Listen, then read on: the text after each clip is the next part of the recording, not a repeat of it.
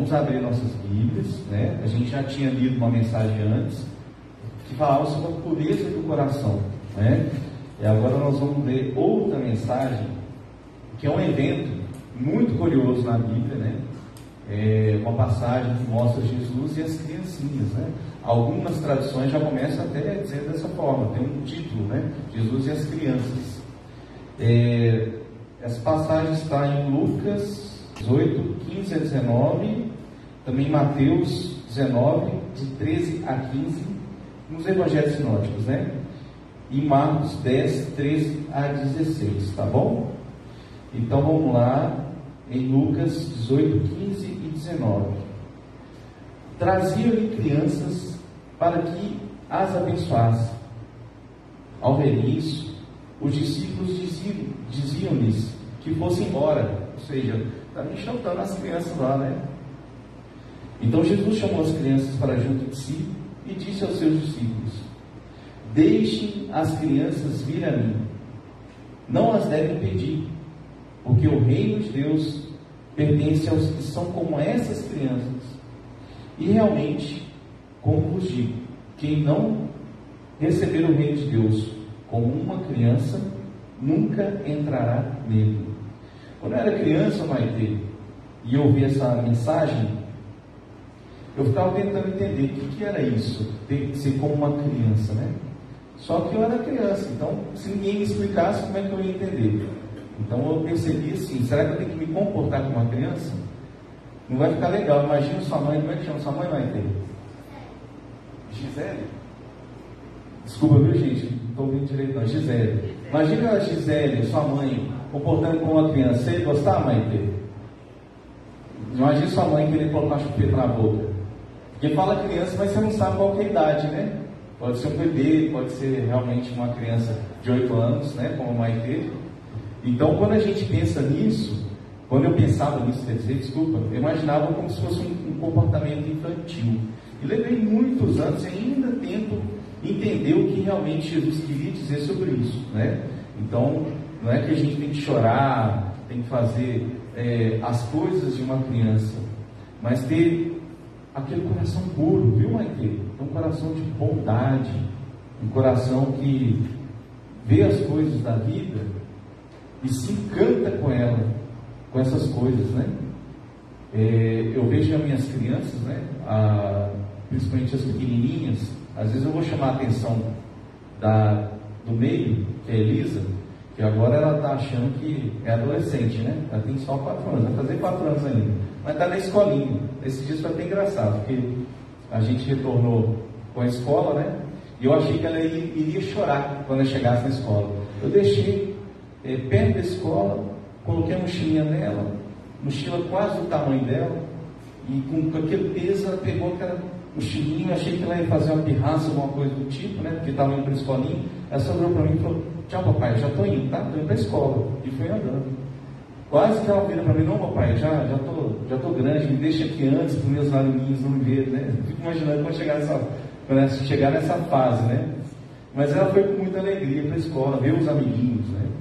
E às vezes eu vou chamar a atenção da minha filha, e é impressionante, porque a gente acaba repetindo às vezes o jeito que a gente foi educado.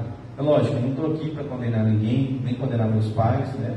Eles receberam uma educação diferenciada, né? Diferente da minha, e às vezes a gente repete inconscientemente aquele tipo de educação, às vezes com uma linguagem mais violenta, né? Então, eu, por ser homem, né, imaginei que eu deveria me portar assim como meu pai se portou comigo. Mas aí a gente tem que fazer uma busca, uma terapia, uma psicanálise para tentar se autoconhecer, para mudar esse tipo de comportamentos, que às vezes são até agressivos, principalmente, no meu caso, verbal, né? Então, às vezes eu vou chamar a atenção, eu dou um grito e falo: não pode, aquela coisa toda e tal. E minha filha assusta, olha, de repente já quer mudar de assunto. E às vezes eu insisto: não, ela tem que entender que é desse jeito e tal. E ela já quer mudar de assunto. Ou seja, o que ela está querendo me ensinar? Papai, eu já entendi, eu errei, mas vamos continuar. Mas o jeito, depois que a gente se torna adulta, né? Adulto, se comporta é daquele jeito do martírio, né? É da culpa. A gente parece que é impregnar na consciência alheia a culpa por alguma coisa errada. É como se só através da culpa, como a irmã falou, né, a gente fosse entender realmente o nosso erro e aquilo ali que seria uma condição necessária para provocar o arrependimento. Mas não é por isso, não é por aí. As crianças ensinam que não é assim. A criança brigou ali, às vezes até com o filho do vizinho, chora, bate um no outro. Às vezes, se o pai não tiver sabedoria ou a mãe, ele vai querer interferir, criar uma inimizade com o vizinho. E a criança já resolveu o problema um com o outro lá, já está voltando a brincar. Então a pergunta que eu quero fazer para vocês nessa noite é: quando você deixou de olhar para a vida como uma criança? A criança, ela se maravilha com a vida. Pode ser a coisa mais simples, mais banal. Você dá um presentinho para ela, ela já tem aquela sensação de alegria, de prazer, só de ver o envelope. A gente já, como se diz, antigamente era muito mais difícil as coisas, né? Você pegar um papel de presente sem embrulhar, tinha toda uma técnica para isso, né? Hoje já está tudo muito pronto ali, a gente está nessa sociedade do clique, né? E tudo se resolve, você clica lá, já vem embrulhado, você vai... O embrulho até perdeu o propósito dele, né? A gente simplesmente quer embrulhar um negócio e dar um presente. A criança já olha aquele embrulho, já tem aquela emoção, aquela sensação de alegria, né? Então, coisas simples. Não precisa ser um brinquedo caro. Eu nem dou brinquedo caro para minhas meninas, porque é desperdício. A não ser que você realmente seja uma pessoa muito abastada, beleza, você tem que gastar o dinheiro com alguma coisa. Desde que você não... condicione sua vida é isso, né? Mas aquilo ali é simples, ela não precisa de algo assim, esplendoroso para criar aquela sensação, aquele sentimento de alegria, de felicidade, né?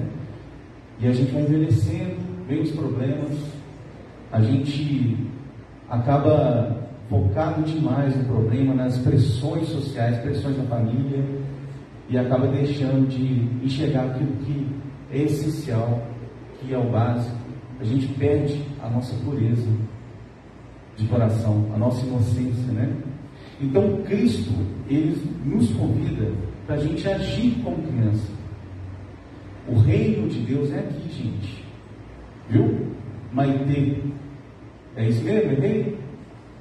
Maitê, o reino de Deus, quando Jesus falou do reino dele, que a gente deve se portar com essa pureza de coração, ele não está falando para depois que a gente morrer, ir lá para o céu, não. Tá? Ele está falando para agora, você ter essa alegria. Porque o Evangelho de Jesus, ele é uma proposta de alegria, ele é um estilo de vida. Ele não é para você fazer as coisas da forma que a gente, às vezes, aprendeu equivocadamente pelos nossos pais. Se você for bonzinho, você vai receber isso. Tá? Aí você, igual o Papai do Céu, né? Papai Noel, desculpa. O Papai do Céu não é Papai Noel, viu? Ele não é desse jeito. Ele não é um velhinho de barba branca, sentado lá em cima num troninho, falando assim: ó, você fez errado, vou te castigar. Ele não é desse jeito. Ele é um Deus de amor, um Deus que olha o seu coração, a sua intenção, muito mais amoroso que a mamãe, tá? Olha para você ver, mamãe já é amorosa demais, né? Você ama sua mamãe? Então, ele ainda é muito mais amoroso do que sua mamãe, né? Então você pode pensar no Papai do Céu como sua mamãe com superpoderes, mais ainda, sabe? Mas sua mamãe mais amorosa, que coisa bacana que seria, né? Você pensar em Deus dessa forma. Nossa, então Deus realmente é muito bom, né? Que minha mamãe já é muito boa.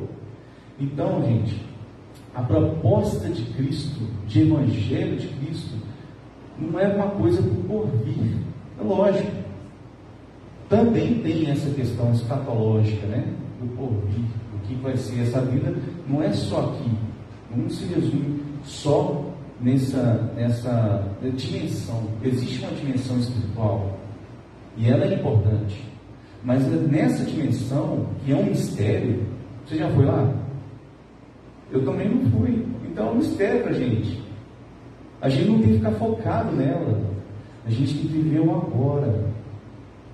É o aqui e o agora. E o aqui e o agora, Jesus está mostrando para a gente nessa passagem que é possível ser feliz, como uma criança é feliz.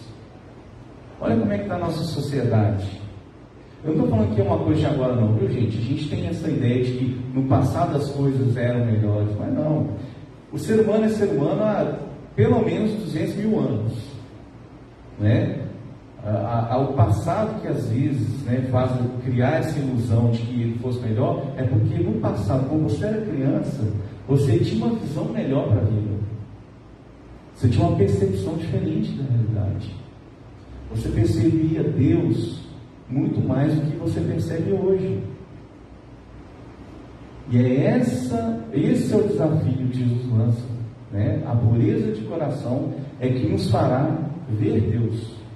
Não ver dessa forma literal com os olhos, mas é perceber, sentir, intuir na nossa vida as providências dele.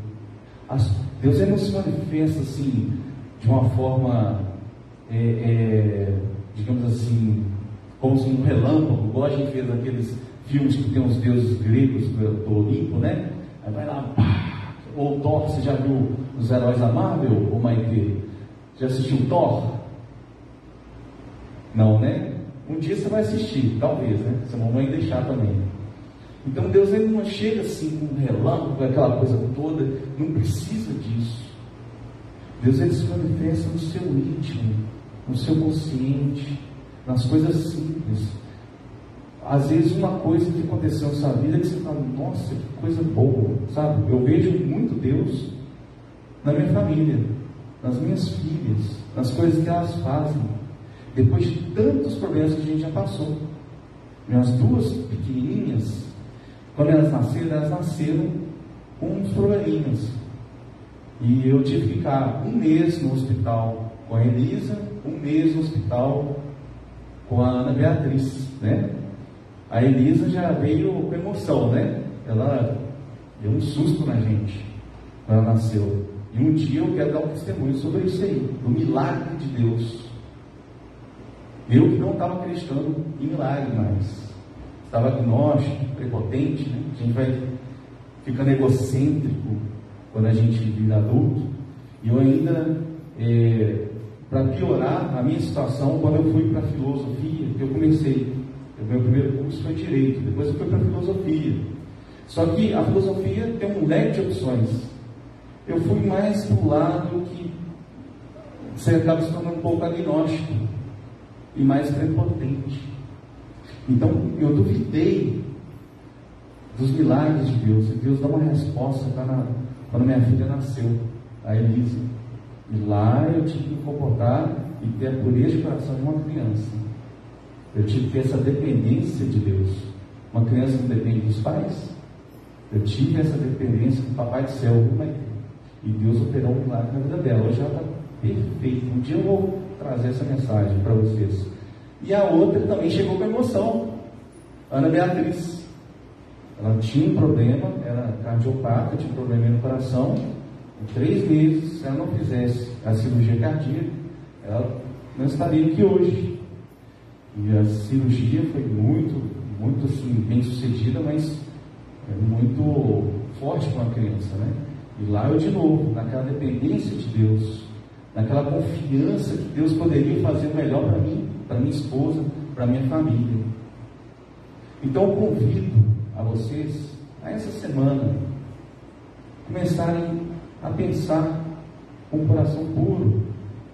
Problema a gente tem, a vida é isso, gente. A gente vai envelhecer, tem doença, tem morte, né? Mas muitos dos problemas que a gente tem na nossa vida são escolhas nossas. É uma atitude que você toma impensada, com raiva, né? Ou é uma ignorância da sua vida, né? Você, como deveria agir de uma forma, você ignora. Enfim, ou é a sua própria cobiça, sua própria ganância. Então você acaba criando problemas na sua vida, e esse problema te impede de ser feliz.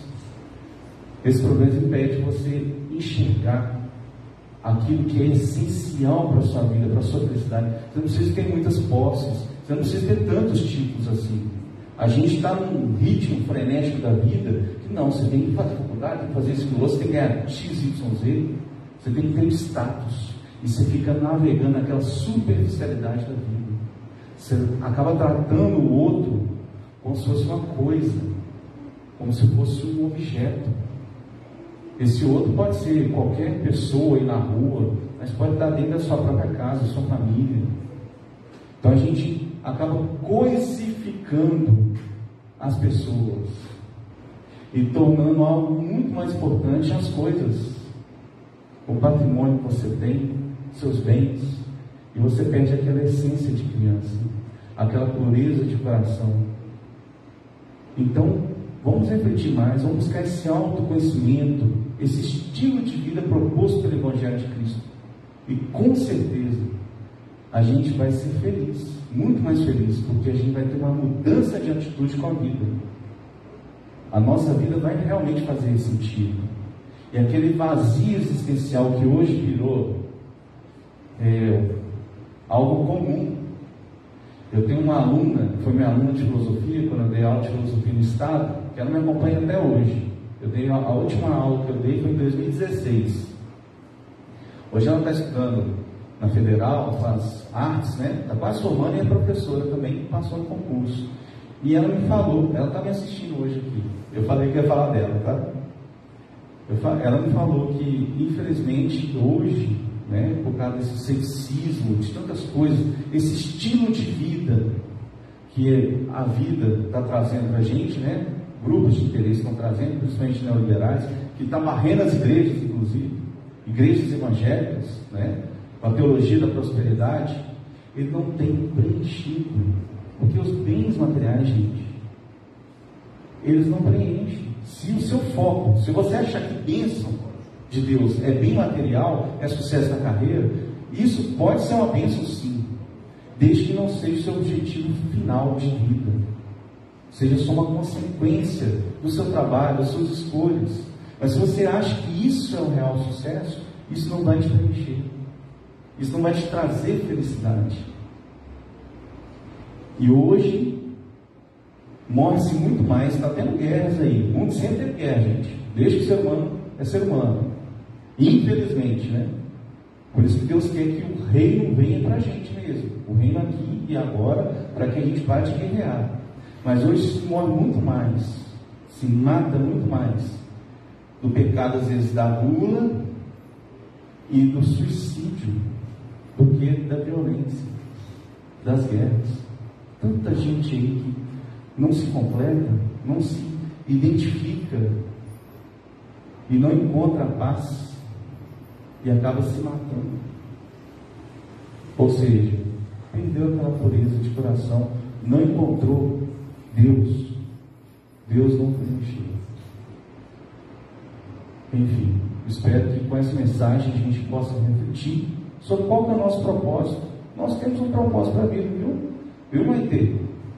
Papai do céu tem um propósito para você. Ele não quer que você perca essa beleza de espírito, essa paz que você tem como uma criança, e passa tão rápido. Eu sou um jovenzinho de 18 anos, né? 18 anos de teologia. Brincando, já estou chegando no meu zenta. E passa tão rápido. Eu vendo minhas crianças crescendo. Eu não quero perder esse brilho. Não estou falando que eu quero voltar para trás e viver como uma criança, gente. Mas eu não quero perder essa percepção de uma criança. Uma percepção da vida, da beleza da vida. Como a vida é bela, não é? Coisas simples, uma florzinha. Igual vejo minha pequenininha lá pegando a florzinha, mostrando para o papai. E às vezes a gente passa por aquela flor, está bem? Eu não quero perder isso. E aproveita, viu? Seja criança, Maite, que vai passar rápido demais. E aproveita sua mamãe, fica sempre nos braços dela, sente aquele colinho, aquele aconchego. Isso é tão bom. Não perca isso. E saiba que Deus, Ele está com sua mamãe. Quando você abraça sua mamãe, você está abraçando o Papai do Céu também. Porque Deus, Ele está nos atos de amor. A forma de manifestar dele, de a gente perceber a Deus, é através desse amor que Ele tem por todos os seres, pela vida. Quanto mais a gente tem amor no coração, mais próximo a gente está do Papai do Céu. Então, é isso aí. Vamos fazer uma oração. Irmão, você pode orar por nós? Então, pessoal, vão em paz. Que a graça, o amor de Cristo esteja com todos vocês durante essa semana e todos os dias. Deus os abençoe.